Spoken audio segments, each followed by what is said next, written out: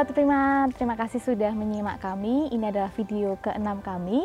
Di video sebelumnya kita sudah membahas tentang 5 hal penting yang perlu kamu tahu tentang mengenali diri, kemudian apa keuntungan yang kamu peroleh, apa hambatan yang bisa menghambatmu untuk mengenali diri, apa kerugiannya, dan apa ciri-ciri ketika kamu sudah mengenali diri.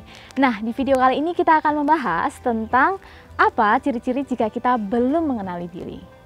Ciri yang pertama adalah ketika kamu belum mengenali dirimu, maka kamu tidak tahu apa yang kamu mau dan kamu tidak punya mimpi. Mengapa demikian? Karena orang yang belum clear, mengerti sesuatu yang istimewa atau hadiah yang istimewa yang ada dalam dirinya, dia juga tidak akan pernah tahu mau melakukan apa. Jadi rasanya bingung, tidak tahu harus bertanya kepada siapa, karena tidak ada seorang pun yang bisa menjawab kecuali diri kita sendiri. Dan biasanya akan menjadi takut untuk bermimpi, karena takut itu tidak realistis bagi dirinya. Nah, jika sampai hari ini kamu belum tahu apa yang ingin kamu lakukan dan kamu belum berani untuk menentukan mimpi, padahal mimpi itu gratis ya, maka kamu perlu untuk mengevaluasi diri apakah saya sudah mengenali diri saya dengan lengkap atau belum. Tapi kalaupun belum lengkap, itu tidak masalah karena itu sebuah proses yang perlu kita jalani.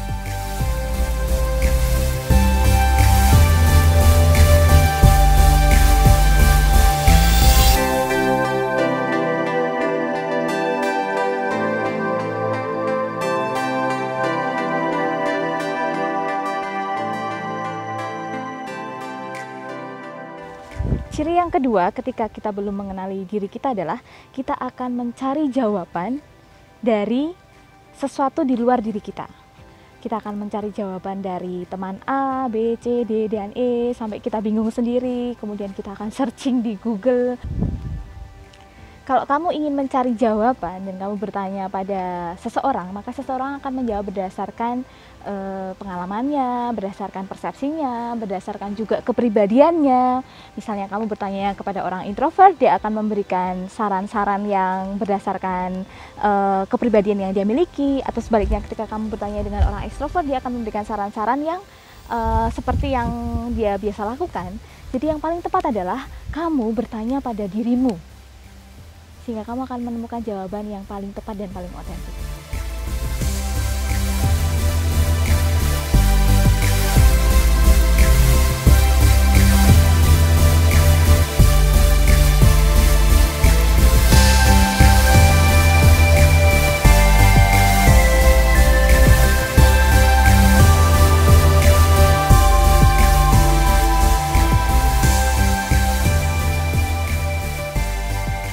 Ciri yang ketiga ketika kamu belum mengenali dirimu adalah kamu percaya pada apapun yang orang lain katakan tentang kamu.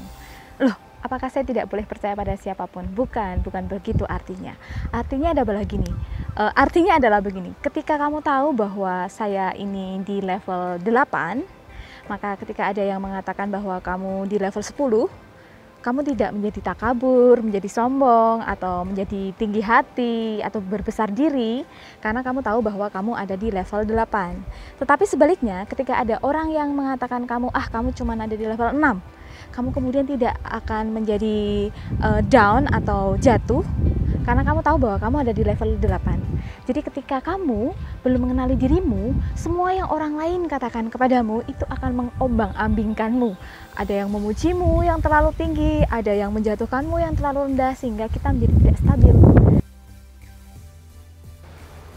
Nah, kepada siapa kita akan mendengarkan atau kepada siapa kita akan percaya? Kita bisa percaya kepada orang yang bisa mengapresiasimu, tetapi juga bisa menyatakan kenyataannya di hadapanmu. Jadi kalau orang itu hanya bisa mengkritikmu dan tidak bisa melihat usaha baikmu, maka dia tidak perlu didengarkan. Tetapi sebaliknya, kalau kita hanya mendengarkan orang yang hanya mengapresiasimu terus-menerus, memujimu gitu ya, tanpa berani untuk mengatakan yang sesungguhnya, maka berhati-hati untuk mendengarkan. Jadi supaya kita tidak tersesat, maka kita perlu untuk mengenal diri kita dan melihat diri kita secara objektif.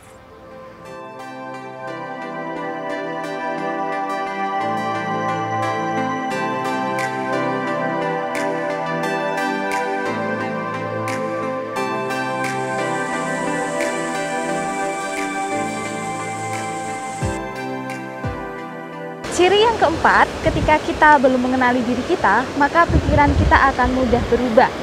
Kita akan mudah berubah tergantung kita sedang dekat dengan siapa. Ketika kita dekat dengan kelompok A, maka pikiran kita mengikuti kelompok A. Ketika dekat dengan kelompok B, kita punya pikiran seperti kelompok B, dan seterusnya. Kalau kita belum mengenali diri kita, maka kita akan mudah untuk terpengaruh dengan lingkungan di mana kita sedang berada. Untung kalau kita dekat dengan lingkungan yang membuat kita maju, yang membuat kita upgrade. Tapi jika kita dekat dengan lingkungan yang membuat kita justru downgrade atau justru membuat kita menjadi mengalami kemunduran dalam diri kita, maka itu akan sangat merugikan. Jadi kalau kita tidak mencoba untuk mengenali diri kita lebih jauh lagi, maka kita akan seperti air yang mengalir, yang tidak tahu kita akan mengalir kemana gitu ya. Boleh nggak sih kita seperti air yang mengalir, menikmati perjalanan gitu? Tentu saja boleh, tapi tentu kita perlu tahu tujuan yang akan kita capai, sehingga kita tidak asal mengalir.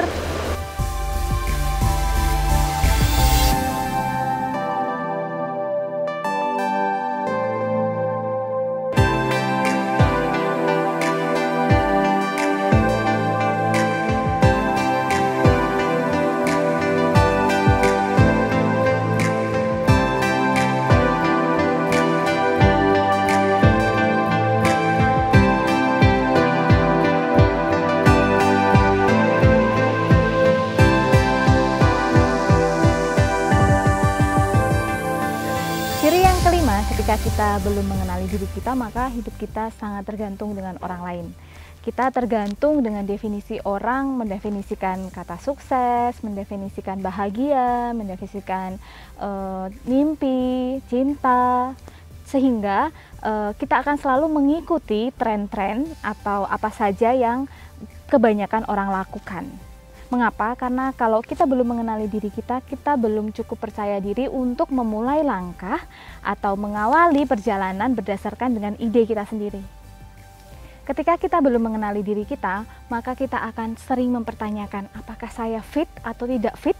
Saya sesuai atau tidak sesuai? Berdasarkan penilaian dari orang lain. Sementara menjadi diri sendiri atau menjadi diri kita yang sesungguhnya, kita hanya perlu untuk menjadi kongruen atau menjadi selaras antara pikiran, perasaan, dan tindakan yang kita lakukan.